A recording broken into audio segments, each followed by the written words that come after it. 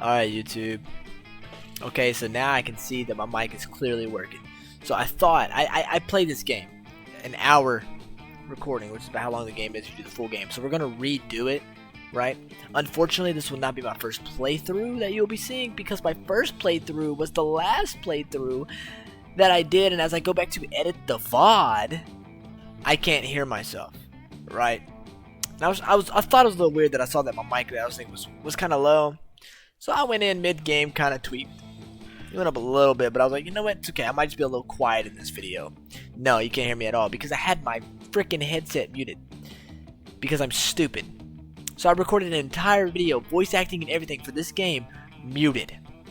Alright, so this is attempt number 2 back in a row. My voice kind of hoarse. Honestly, let me grab something to drink really quickly. I'm going to do this one, obviously, because I haven't, I need to make a video on first term first. But, like, we're going to do first term. We'll do second term, and that'll be a separate video if you guys really like this one. There's also Monster Prom 2, which is like at the camp, and there's a Monster Prom 3 out, which is like a road trip thing. So if this video, if y'all end up liking this video, leave a like, subscribe, comment that you want to see the others, and I'll play the other ones. But right now we're gonna do round 2 of this because I had myself muted. Okay, I can't believe I had myself muted. Spooky high school, the sweetest years of our lives. Back then, we were young and unafraid. Sometimes reckless, sometimes brilliant, sometimes just stupid, but always willing to live life to the fullest. Fullest. I said fullest again. Oh my god. I said it in the last one too. Fullest. We were on a wild journey to discover who we really were. Picking my boy Oz again. Put my name in there. You can't do joking Ghostface, so we're just gonna do Ghostface. Alright. Sure thing. And we had yet to experience its ultimate challenge, the Monster Prom. I remember it clearly. 6 weeks were left, and as we fantasized about our dream prom dates, we were all scrambling to catch the attention of one of our 6 most charismatic classmates. Huzzah! Miranda Vanderbilt, age 19, a sweet mermaid princess who is as cute as she was genocidal. I am curious to see if I'll get like the same interactions or not. See how that works.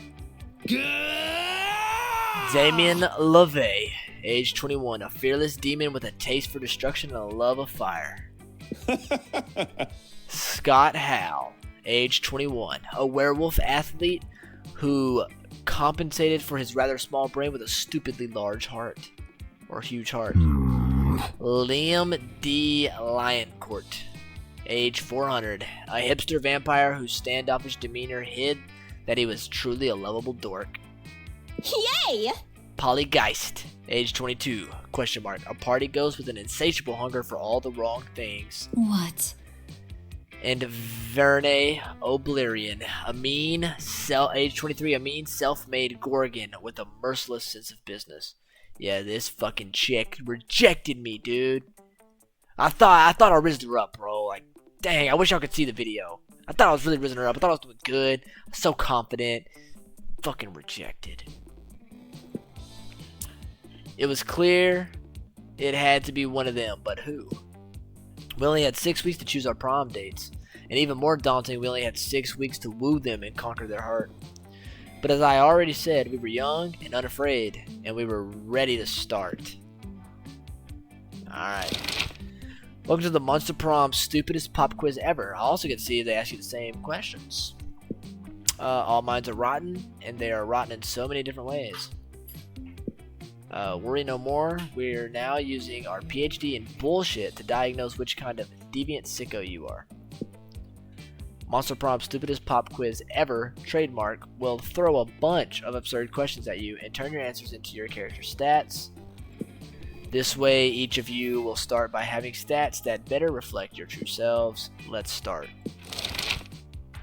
If you could put a curse... Oh, it's different questions. That's cool. If you could put a curse on your worst enemy, what would it do? You can't rely on the effectiveness of a curse. I prefer to take care of my enemies the old-fashioned way by exposing them to unsafe doses of radiation over the course of several years. I'd curse them to fall in love with a wonderful person and be happily married for years before they realized that all this time their partner was a wild panther in disguise. Then the partner visually devours my enemy. Classic. The curse of always meeting obnoxious people at parties who are super into new fad diets that feel the need to explain them in detail. Yeah, that would be the greatest curse ever. School is outdated and lame. We need a new school subject ASAP. Yeah, these are different questions. Turning people into your puppets through emotional warfare and deception. LOL. How to correctly punch a crocodile without terrible consequences. Critical thought. I mean, damn, this country could really use a subject like that in schools. Crocodile Dundee, brother. This is how you punch a crocodile. Hell yeah. What would your dream first date? What would be your dream first date? A wild party in international waters? Crimes? A sweaty and manly wrestling match? No. An art exhibition experimental enough to give you a seizure? A lovely walk in the forest after rescuing your date from a dragon? A professional meeting where you charm your date with some astonishing business advice. A wild party in international waters.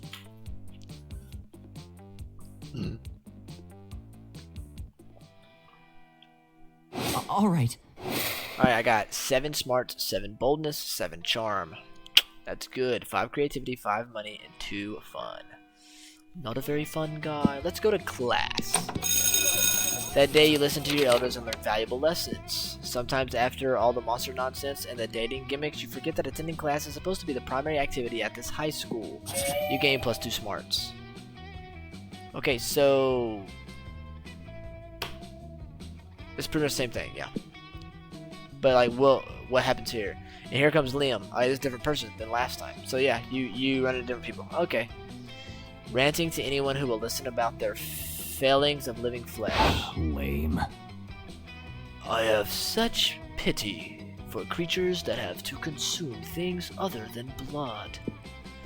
Grocery shopping, cooking, and chewing. It's a nightmare. So my first playthrough, I never ran into this guy, by the way. The one that y'all will not get to see because I had myself muted. Because I'm an idiot. I never ran into this guy one time, and then I ran into him first time. That's crazy. No wonder there are many fad diets. People don't want to choose what they eat. Like, have you heard of the Monsteruka diet?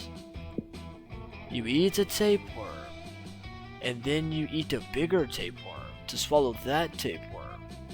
And so on until all of your organs are replaced by tapeworms.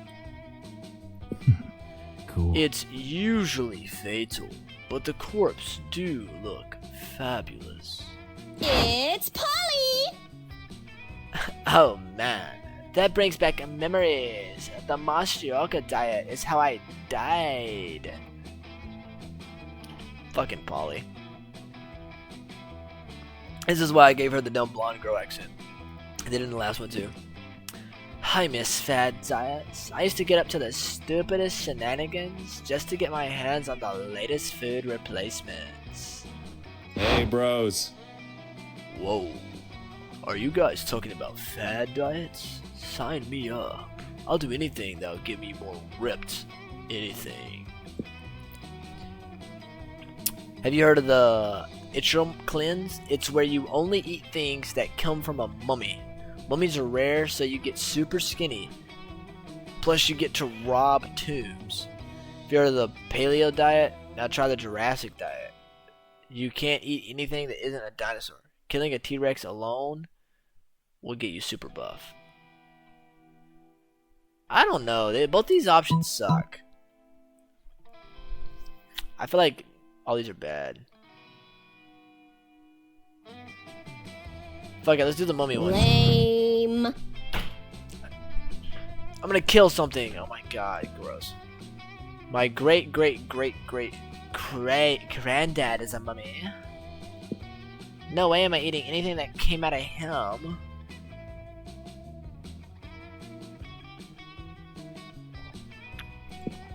That's like food inside. We tried. Plus, everyone knows failed. mummies are all carbs.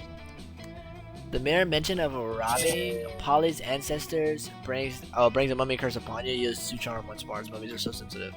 I hate myself. Fuck, I should've went with the stupid. I didn't want to rizz up the fucking werewolf though. Like, this game is difficult, bro.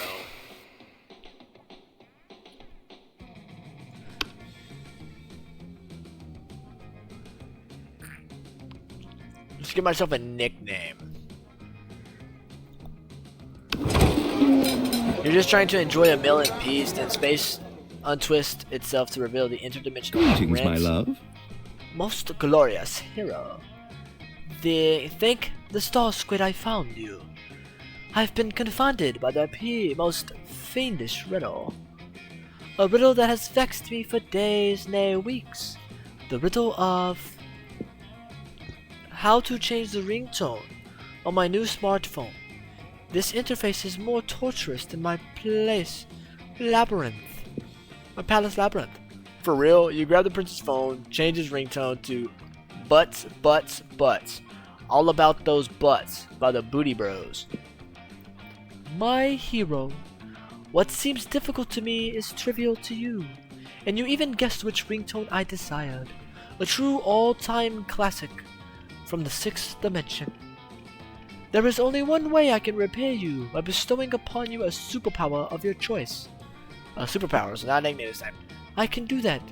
I am the prince of another dimension. I can do all kinds of crazy things you don't know about.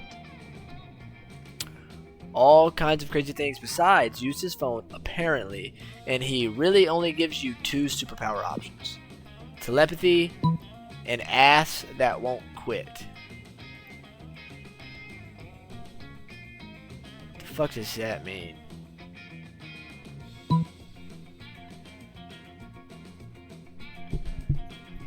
I'm clicking it. For the shits and gigs. Ah, yes. The choice of a true gentle monster. With the wave of his magic wand, the prince imbues you with an ass with boundless worth ethic. By day, your ass amazes your classmates and creepy teachers. By night, it does your homework for you. All that work makes your bun super tight. You gain +4 charm.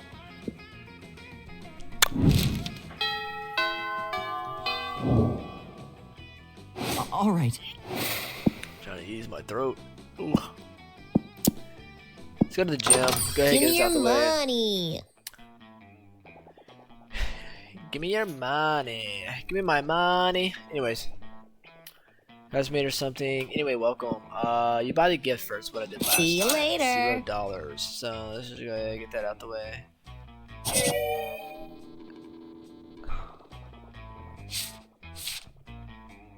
If you are so horrible you have no friends, you can always make your own. A sock puppet. Creativity went to the roof. My fun sucks though. Try to be more fun. All right. Alright. Auditorium, library, outdoors, gym, bathrooms. Let's do the library. Hey there, cutie pie. I found your pro. Let's chat. Okay. That seems like porn again. Last time it was pornography, so let's see what's happening this time. I'm just not even gonna talk about last time anymore, okay? I'm upset that I have myself muted. Whatever. That day you spend some time on the library's PCs, sending malicious spam emails in the hopes of stealing other people's money. It doesn't sound very nice, but who's really the one to blame if they respond to such a blatant scam? You lose -10 karma, which isn't a stat in this game, so who cares, and you gain +2 money. Afterwards, you see Polly and Damien eating some delicious looking cookies. Hiya. Hey, would you like to buy a cookie to benefit the agents of chaos? I'm trying to get my destructive capitalism badge.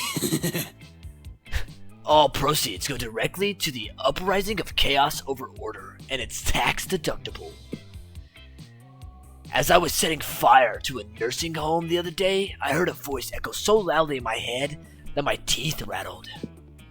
It told me of an accident order, and as it was described to me in 1,000 voices, blood trickled from my ears. Fucking metal.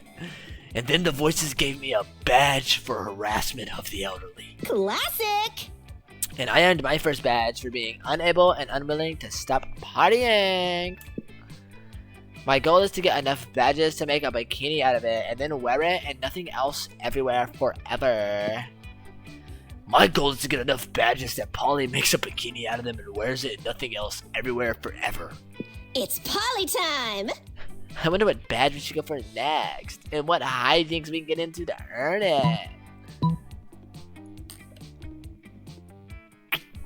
You know what's crazy and chaotic?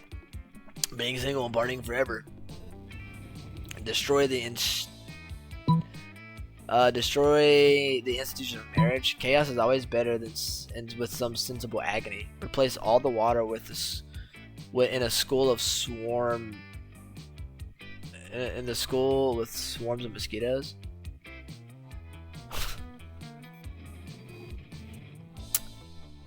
Yeah. Awesome, boo! I mean, nothing is quite as chaotic or miserable as being covered head to toe in bug bites. And I have ghost skin, so there's no way I can accidentally be caught in the middle of this. Rad! Yeah! If any of those little motherfuckers try to come near me, I'll torch them. Miserable mini dodge badge, here we come. Go team! The three of you immediately set to work, draining all of the school's pipes of water and funneling in swarms of live mosquitoes instead. Yay. Students trying to take a drink of the water suddenly find themselves with a mouthful of winged parasites stealing the blood from their tongue and gums. Students sit down on the toilet only to have their genitals accosted by thirsty, pointy probski, whatever the fuck that is. Students go to wash their hands and are then unable to use them the rest of the day because of how swollen they are from dozens and dozens of itchy, awful bites. Yay, we're heroes. It's Damien LaVey, bitches! Order motherfucking obliterated. What a delightful prank for everyone involved. Later in the week, you see Damien and Polly proudly displaying their miserable Monet badges, Agents of Chaos. Order. You gain +2 fun and +1 creativity. Alright. I'm gonna focus on Polly, I think. I have to focus on Polly. Polly and Miranda sit together surrounded by Miranda's customary crowd of serfs. So wait. You've actually got serfs to eat for you? Disgraceful. Well, of course. I find anything to be terribly undignified, so I almost never do it. Hey, me neither. What other kinds of crazy serfs have you got? Well, I have a serf to go to the bathroom for me, a serf to experience difficult emotions for me, and a serf for keeping my silverware in alphabetical order. I even have a surfing serf for standing on top of whenever I go surfing. Wow, that's a lot of serfs. It's a fair amount. The only limit is my imagination. Unfortunately, my imagination serf imagined a way to escape from serfdom, so now I'm all out of ideas. Well, I'm sure with the help of Ghostface, we could probably think of a dope new kind of serf. Oh, is that so? I can't wait! Well, you're on the spot now. What will it be? Oh, Miranda, you should get a puppy serf. It's not actually a serf. It's just like fluffy, cute dogs. You should get a party serf, Polly. A serf to experience your hangovers for you. A serf? For me? I couldn't possibly. Why not? I do it all the time. But isn't it wrong to make someone else experience the negative consequences of your actions? Well, like I said, I do it all the time, and Father says I can do no wrong. Therefore, it's probably fine. Okay, hell yeah, let's hire a dude to deal with all my withdrawal symptoms. Hire? Polly, dearest, we don't pay our serfs. We don't? Sweet deal. Polly hires the burliest hangover serf she can find, and the two of you go out for a night of your lives. The serf is dead in the morning from the epic hangover, but the memories are well worth the second-degree manslaughter. I think I just broke my nose, brother. All right. What do we do here? We went to the library and class. We went to class and library. So let's go. It's nighttime. Let's go to the outdoors. That day during recess, you start a half-hour rave that goes full crazy. You have no idea how it escalates so much, but at one point there are like 300 people. Someone summons demons from a nightmare dimension. The consequences might distort the fabric of reality itself, but who cares? It's a rad party. You gain +2 fun. You notice Damien and Miranda squatting on the grass, poking something with a stick. You rush over hoping for a dead possum, but instead you find them gathered around an entire tiny metropolis. Fucking metal! Check this shit out. It's our kingdom. I call it Smalltopia. A tiny voice from the city shouts up at you. It's called West Pebbly, and we're not a monarchy. I was gonna just burn it with a magnifying glass, but I'm happy Miranda stopped me. It's good to be king. The tiny voice from the city says, we vote for our leaders in biennial elections. But we are facing a quandary. How to boost our kingdom's struggling economy. Yeah, the whole place has been facing an economic recession ever since a pigeon stole the hospital to build its nest. The tiny voice says, that red guy stole the hospital and lied about it. I'm used to managing kingdoms that aren't significantly larger and much more underwater. I'm afraid I'm at a loss. Yeah. Hey, how about a royal advisor? The pay is shit, but you can take whatever buildings you want. Hey, says a tiny voice. Build a new hospital out of popsicle sticks and hot glue. You know what always boosts an economy? War. I think I saw an anthill over there by the water fountain. See, Miranda? This is exactly what I've been telling you. The best solution is usually violence related.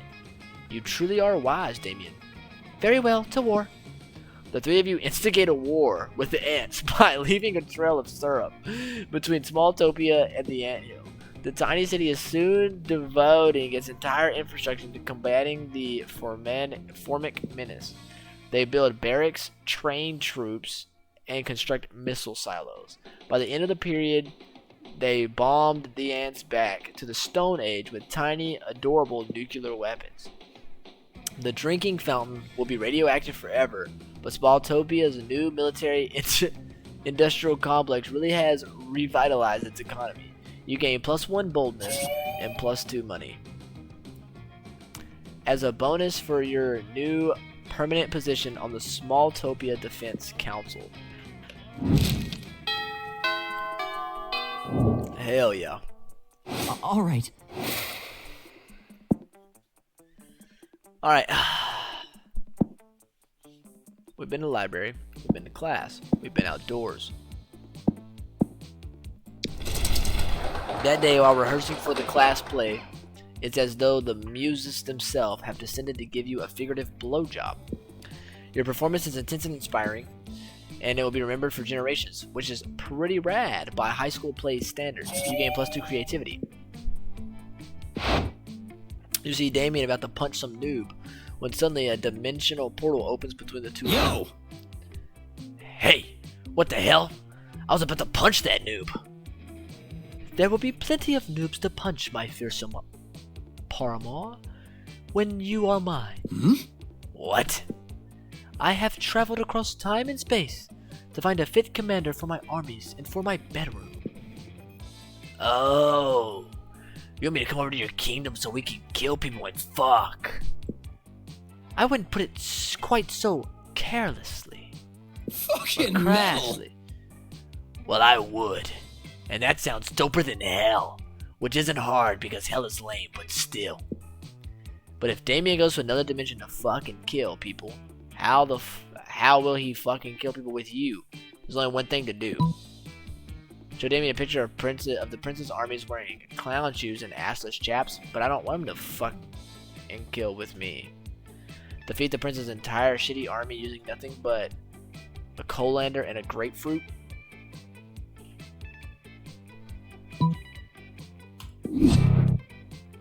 Armed with a trusty colander helm and furious grapefruit, you charge through the rift and directly into a fully armed battalion of extra-dimensional orcs. They spent the next several hours cutting you up and feeding you to yourself. When you finally manage to piece your body back together and make it home, Damien is already drawing up battle plans with the prince. Dude, your army is so incredibly sick. Did you see what they did to that pathetic loser with the grapefruit? I did, my love. I did indeed. Why did you go into this battle with nothing but a kitchen implement and a piece of fruit? Why didn't you bring weapons? You lose. -2 fun and -1 boldness. But why?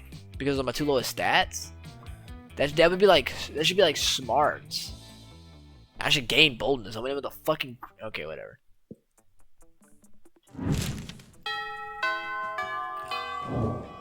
Anyways. Alright. Alright, so with Polly. Strange. Could have sworn Polly and Damien were at this table when you picked them. Noob. Psst. Hey, loser. Down here. Hey, Boo. It's us. Polly and Damien hiding under this table for totally innocent reasons. A ferocious roar sound comes from the door of the cafeteria. Crazy Martin, the werebear janitor, is here, and he's looking for someone. Oh shit, he's here. Why is he after us anyway? I think what we did really falls more under federal jurisdiction. International law, more like. Those munchkins were Canadian citizens. Now that you mention it, I think we might actually have to face a war crimes tribunal. Worth it though, right? Oh, totally. As long as we can get away from a buzzkill, the bear over there. Just hide in the ghost zone, you know, the special alternate dimension only ghosts can use. Hide behind diplomatic immunity. I mean, you're both princes of hell, right? But I can't hide in the ghost zone. I'm not a ghost. I guess you should have thought of that before you spent all that time being alive, huh? Being alive isn't a choice. Whoa, okay. I don't have time to sit here and argue pro-life or pro-choice with you, my dude. See you in the ghost zone. No, you won't. You can't follow Paula into the ghost zone. But from the way she winks at you before crossing over, it looks like you're one step closer to the bone zone. That was the most terrible pun I've ever heard in my life. Alright. Alright, Jim. The Dead Day and epic dodgeball match takes place. Everything seems lost, but you deliver an inspirational speech that fuels your team's spirit into a spectacular comeback. You're clearly a natural-born leader. You gain +2 charm. You're just getting ready to leave when you get a text from Polly. Hey, baby, let's party. How can you refuse such a formal missive? You track her down immediately. Let's pop some thumbs there. Hi. Hey, you got my text. That's good, because I need some help brainstorming. I'm going to a party tonight, and I'm pretty sure it's going to be lame, and that needs to change. Since it's a costume party, you know, where everyone dresses up as their favorite humans, I'm going as a sexy tax attorney. But I'm not sure even the sexiest tax attorney can rescue this party from the depths of lame-tude. So, got any ideas to help spice things up? Oh, you've got some ideas, and they're the spiciest. Spike the punch with mandrake root. It turns monsters into actual humans. Okay, go as a sexy tax attorney. I'll go as a sexy tax invader.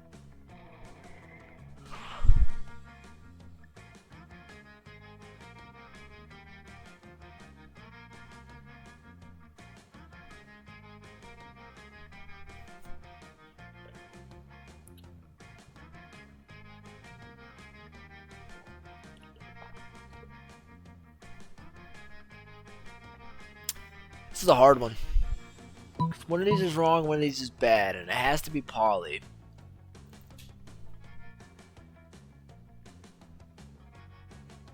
I mean, we can try this one. Later that night, halt, tax evader. Halt, tax evader. Polly cracks her standard issue tax attorney whip, knocking over a stack of solo cups and upturning the punch bowl. You stand accused of violating Article 69 of the Tax Penal Code. This fine is 1,000 human dollars, payable in spankings.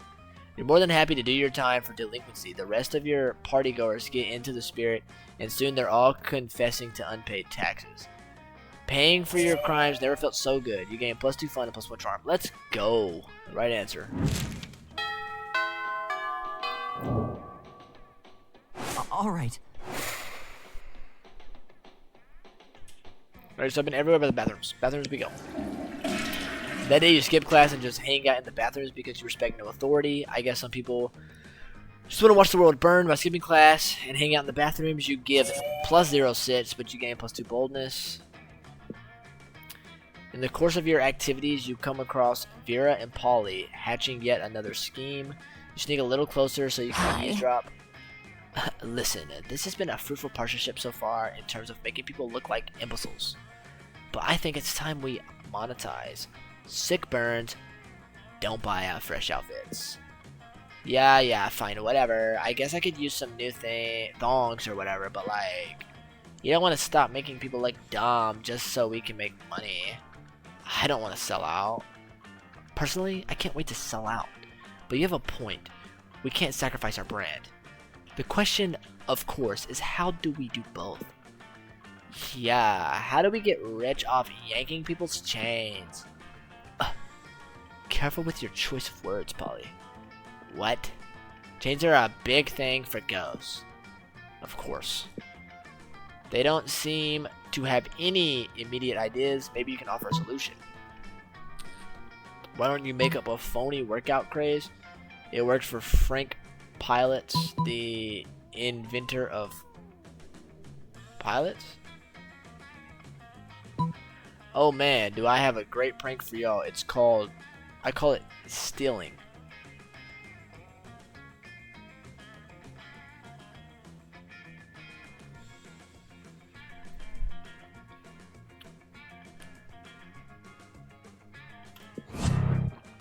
Stealing what?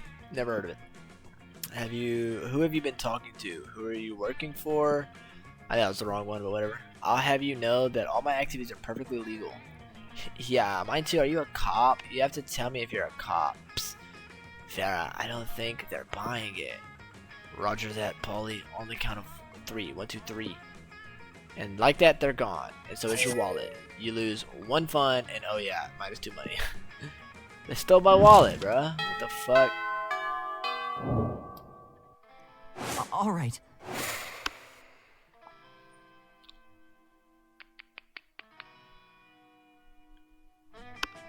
You find Polly and Liam not eating as usual, you know, because they're undead.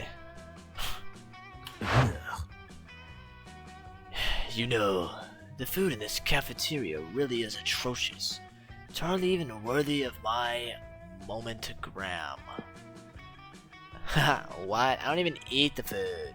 See? It's exactly what I mean. We can do so much better than these subpar culinary abortions. Oh, I see what you mean. You mean the two of us should have a cook-off. What? No. Did you say something? I'm not listening because I'm so psyched about this cook-off. At no point did I agree to. I've got a huge advantage though because I've cooked so many drugs. Oh, you think you've got the advantage, huh? I've been alive for centuries of culinary history. It's on. The two of them dash into the kitchen, ignoring all rules of law, school, and common decency as they commence cooking. 2 celebrity chief judges appear to critique the challengers. I think they're both equally horrible, says the cruel British judge. I think they're both equally marvelous, says the overly nice British judge. Both judges turn to you. What do you think, tiebreaker judge, whose meal truly is the cat's pajamas? Polly's, because she's literally just made a pair of pajamas for a cat. Liam, because I think that glass jar of fresh human blood really goes with the parsley he sprinkled on top. What? Unbelievable. That's not even food. What isn't even food? That pile of yarn you're knitting in the frying pan? It's clearly a set of pajamas for a cat. Oh, it was supposed to be food. Sorry, I forgot what we were doing. Yes, it was supposed to be food, and yours obviously isn't. Oh, yeah? Now how come it won the food contest, huh? Well, because... yeah, that's what I thought. I'll catch you later. I gotta go find a cat to put these pajamas on. Later you run into Polly again, and she lets you pet her kitty, if you know what we mean. Okay. It means you get to pet the cat. She put the pajamas on. What did you think it meant? Okay.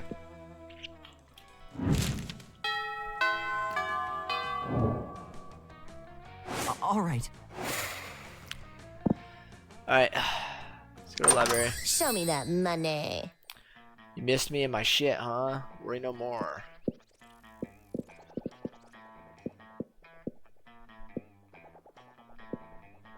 No refunds. Get some smarts. Let's go. Maybe something's gonna like bring my fucking Alright. fun up.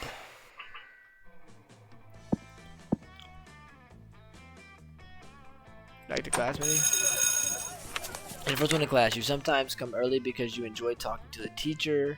He's a bit bitter, but in a cool way. He treats you like an adult, and the two of you discuss life and stuff in a very snarky way. Look at you, excelling at cliched movie tropes. You gain +2 smarts and +1 valuable life insight that will help you face the difficulties of being young. On your way out, you spot Polly still wearing the lab coat she stole from that human party the other night. She takes it off and throws it at you to get your attention. Hi. Yo, yo, yo, that human party convinced me I wanted to be a scientist, but not just any kind of party, a party scientist. What's a party scientist, you ask? Why, just a scientist who's dedicated to discovering the secret of the raddest party. Through a series of extremely scientific experiments, I aim to discover what exactly makes a party good. So I can distill whatever it is into a vial and drink it. Or, you know, just have really dope parties all the time. Anyway, I'm going to a bar mitzvah tonight, and I need your scientific advice. What can you do to push this party over the edge? The electric slide with actual electricity.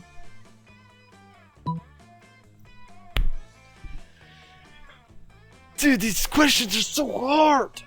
Fucking chemistry. Later that night. Yes, I've done it. I had to tear the heart out of an atomic bomb, but I've done it. The heart of an atomic bomb.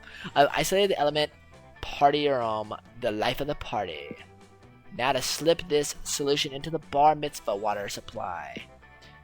The effects are instantaneous. All around you, boys are becoming men, and men are becoming party animals. And not just all around the bar mitzvah. All around the city. The bar mitzvah's water supply was also the city's water supply. You party so hard, you cause serious damage to the local infrastructure. Mayor Grim Reaper declares the next day National Hangover Day. Whoa. What just happened?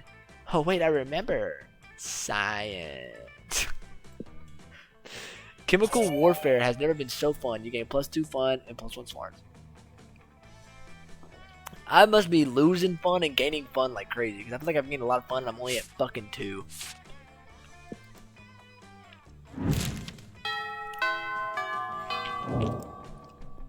What was that? Week 6. Is there anyone interesting?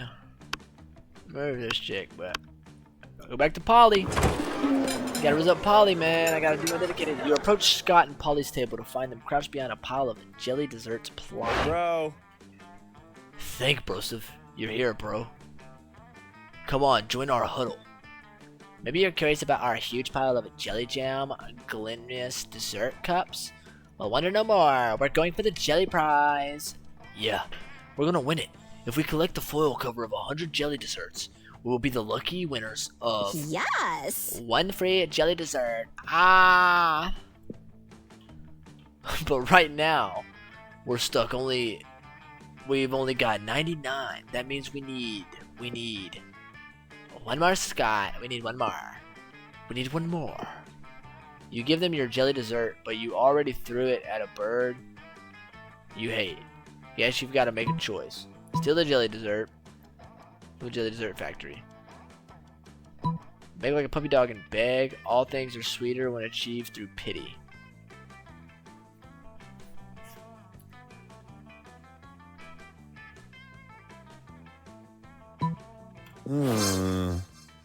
But isn't stealing wrong? No, Scott, that's a myth. Like hangovers and the afterlife. What? But the afterlife, if the afterlife isn't real, why are you a ghost? There's no time for metaphysics, Scott. We've got a heist to plan. No, Coach says stealing is wrong. Unless you are stealing a ball or a base or victory from the jaws of defeat. Actually, it seems like sports is mostly about stealing. It's party time! Well, that settles it. Time for stealing. One fake bus, one real woolly mammoth, and a brutal running gun battle later, you finally secure one illicit jelly cup, which you turn in along with your 99 other jelly cups for one free jelly cup. Scott is too upset by all the violence, so you spit your free jelly cup with Polly. Worth it.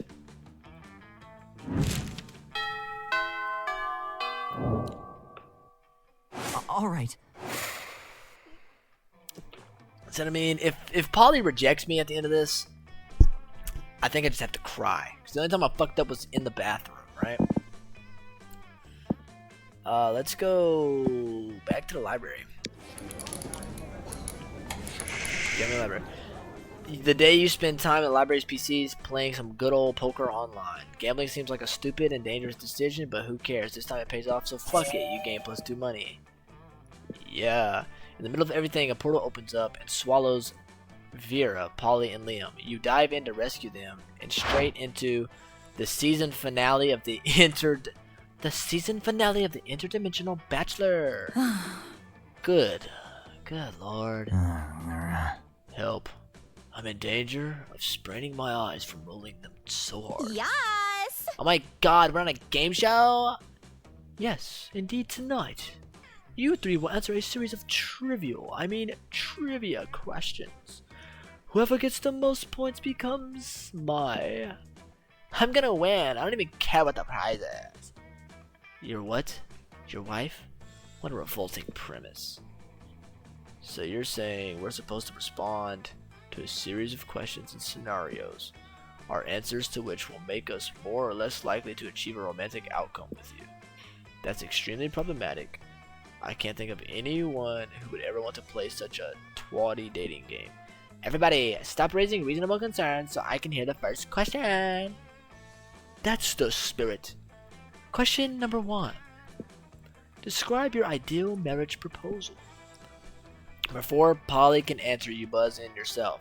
Now's your chance to give an answer that will end the competition and send the prince packing. Jaw unhinges, bees pour out.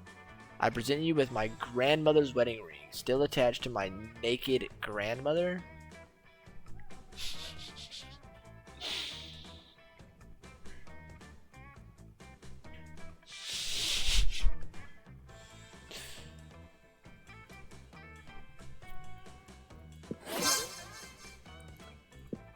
I'm sorry. It's not the answer we were looking for. Does anyone else... Wait, what's wrong with that answer? That was a dope answer. Do you have something against grandmothers, or oh my god, do you have something against nakedness? Because my whole answer was just going to be naked, naked, naked. Actually, from you that would be an acceptable... Oh no. There's a double standard. Nudity is okay for Polly, but not for grandmothers. Grandmothers have flesh too, you know, or at least some of them do. The ones that aren't ghosts are shadow goblins. I can't believe we're on a game show hosted by a gramophobe.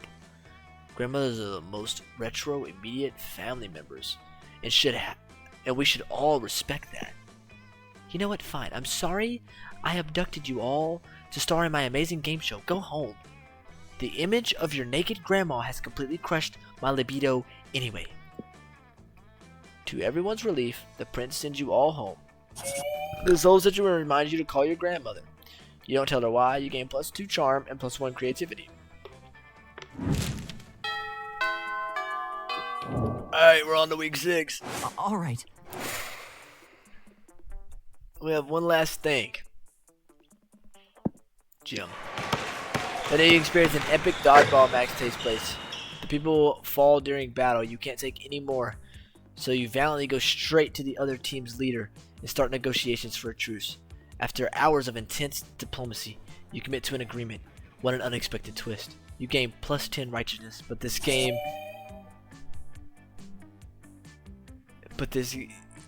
is so wrong in so many ways that you would be lucky if you could do anything with that. And +2 charm. You come to as if you had been knocked out or drugged or something to the sound of welcome back to season 2 of the Interdimensional Bachelor. Today's competitors are last season's flaw in the cogs, Ghostface and an army of sexy werewolves. Hooray! What's up, losers? For the last time. Fuck, bench. I'm not a werewolf. Perhaps not, but you have a fiery temperament, wolf-like drive, and killer abs, so it's close enough. Yeah, bro. One of us. One of us. One of us. I thought we were going to do a sports game. Sports game. Sports game. We are, my dear sweet army of sexy werewolves. And Ghostface. We are. In fact, it's time for our first round. Are you ready? I feel like this guy's voice has changed so much because I forgot what voice I gave him. For your first test of speed, strength, and skill on the Interdimensional Bachelor Season 2, it's time to see which of you incredible lichens can sign your name on this legally binding document that is in no way a marriage contract the fastest.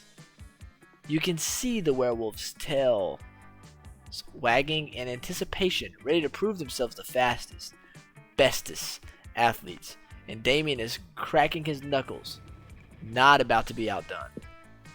If you don't step in, at least one or two of these people are going to end up married to the prince of sheer hyper-competitiveness. Thinking quickly, you sign the name of Tyrant the Terrible, thus summoning him. Of course. Never did you think you'd be able to outrun a werewolf, much less 5 + 1 devil.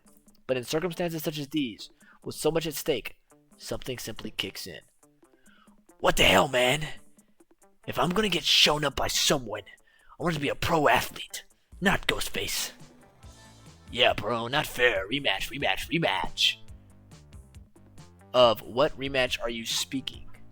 All of you turn as one to see the towering figure of Tyrant the Terrible, an enormous robot.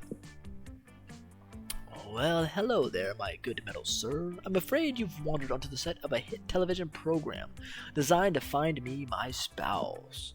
That is designed to see which of these fine athletes is the most skilled. No, says Tyrant the Terrible. You were correct. The first time is about finding you a spouse. And now I am here to be that spouse. There's been a mistake, friend. I was to marry either a sexy werewolf, a sexy devil, or a sexy Ghostface. Affirmative, and the sexy Ghostface signed my name to your marriage contract. Congratulations.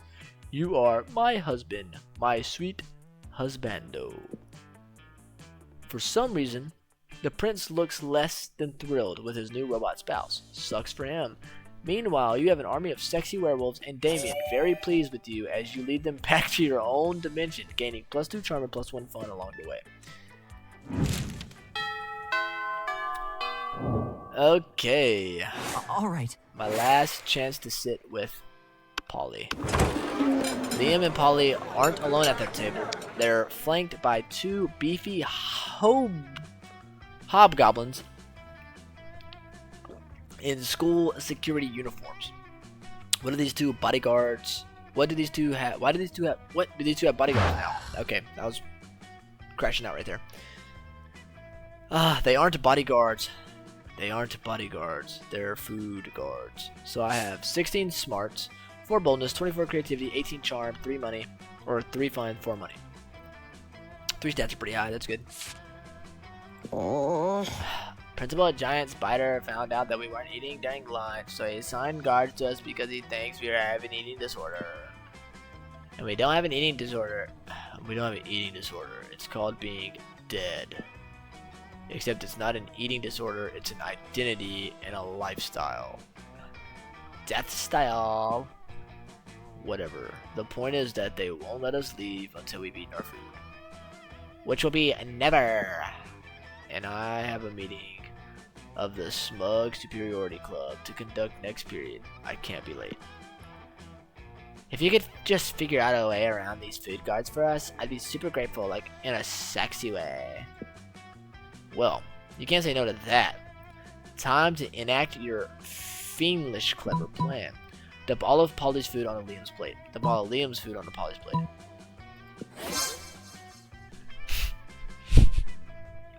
I'm so sorry, Liam. Oh, but anything for the Polygeist. Anything for the Polygeist.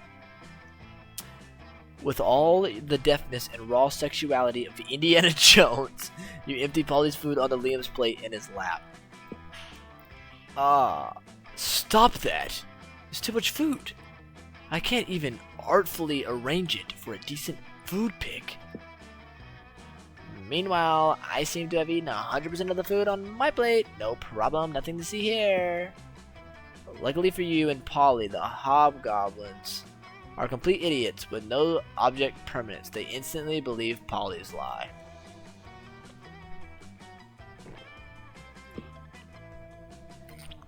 You traitors. I thought we were in this together. You thought? This was your first mistake. I stay high all the time, so I never think. You and Polly ditch the cafeteria and then ditch school and then do so many drugs you end up in a ditch. So responsible. Alright. Just gotta pass one more evening.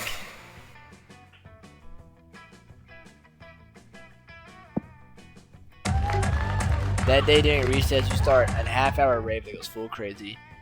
You're talking to Juan, the small magical Latino cat, when he tells you that you won't ever be as fun as Bob, the scary clown. You accept the challenge and go straight to Bob. Stab him several times, open his bleeding chest, and eat some of his guts in order to consume his fun. Really? Do you think that's how this works? Well, it is. You gain +2 fun. Poor Bob. Damn. When I'm at 5. But none of that matters. You're late to meet Polly for more party experiments. Hey, boo! Alright, our research is progressing well so far, but we've got a very limited sample size. I need to know that we can make any party the best, not just some parties. So tomorrow morning, we're gonna crash a funeral! If we can make that fun, we can make anything fun. So brainstorm time, how can we put the fun back in funeral? Bounty Castle possessed the body of the deceased, bringing him back for one last party. That's so fun. Should've done the Bounty Castle. I thought that would, the way this game works, I just thought that'd be a good answer. I chalked it. She's not gonna go on a date with me for prom. God damn it. An exorcist? What the hell was that? You think they'd be happy to see their dead friend up and bouncing around? Why are they the corpse police? You try to remind her that the regular police are the corpse police. But she's not listening. Maybe there is no secret to the ultimate party. Maybe people are just lame. Death sucks. I'm gonna join a covenant and spend eternity scaring the shit out of nuns. Polly doesn't make it 10 feet before she forgets about the covenant and finds some drugs. She forgets all about She also forgets all about you. You lose -2 boldness and -1 charm. There's no way she forgets all about me. Oh my god. I swear to God, if I don't go to prom with her, I'm going to fucking... I'm gonna cry. Hey, Boo. All right. You finally pluck up your courage and ask your beloved to go to the monster prom with you. Wow. Not a chance in the world, darling. Poor life choices is how I died. So now I can tell a poor afterlife choice when I see one. And Boo, you're a big one. No way, Boo. The shame of your constant failure is so great that you secluded yourself in your room for years and officially started dating your own pillow. Waifu for life forever. It's impossible to go on a fucking date with these fucking people, dude.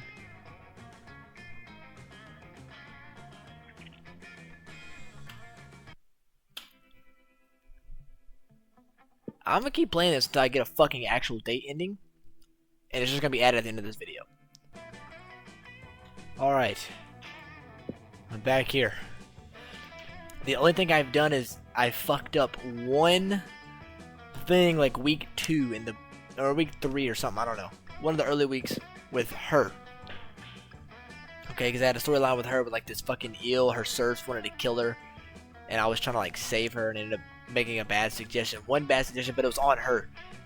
I have aced everything with Polly. I have aced everything with Polly. Polly is a fun, drug-loving ghost, alright?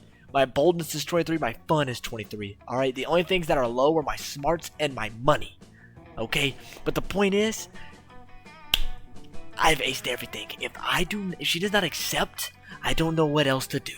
I don't know what else to do. Hi. Oh. All right. You finally pluck up the courage and ask your beloved to go to the monster prom with you. Yes. Yas. Let's go! I'm gonna say I aced everything. I got it. I got it. It'll be epic, Boo. Shit. We'll get pretty. Oh wait. It'll be epic, Boo. Shit. We'll get pretty wild pretty soon. Only one thing, if I were you, I'd get some good life insurance. Just in case. Party time. You ate some good old something cupcakes to make sure that the date would be as crazy as possible. Then you spent all night dancing at prom. Or that was what you thought you did. In reality, you were in the middle of the dessert dancing with 3 weird hobos, a guy in a stuffed animal costume, and the incarnation of an ancient god. Still, best night ever. Most likely it becomes lasagna, best at keeping it light. Dude. Finally did it. Those 6 weeks were maybe the most epic and absurd weeks of our lives. After the monster prom, we kept on living our lives, falling in love, battling for friendship, and learning about who we were and who we could be. You know what? Like it always does, life happened and it was wonderful. Polly graduated from doing lots of whatever and now she appears to hallucinating people and acts as their spirit animal. Vera built the Oblivion Empire into endless greatness. They own a shameless number of companies. It's known that they're also into lots of sketchy businesses. But no one does anything about it. I mean, who the hell would try to stop Vera Oblivion? Scott turned out to be a genius and became the most renowned mathematician in the country. JK became an athlete, duh. He's still a bit of a simpleton, but as lovable and good-hearted as ever. For those 6 weeks, the monster prom seemed larger than life, and then it was gone, just like that. The battle for monster prom might have ended then. There was plenty of battles left in that war we called youth, but once again, we were young and unafraid. We were ready to start. And that's everything. And with that, that concludes the rest of this video. We got a date. Oh my god, it only took fucking forever. W game, but way harder than it should be. Gosh. Anyways, until next time, this is Joking Ghostface signing off. Peace out.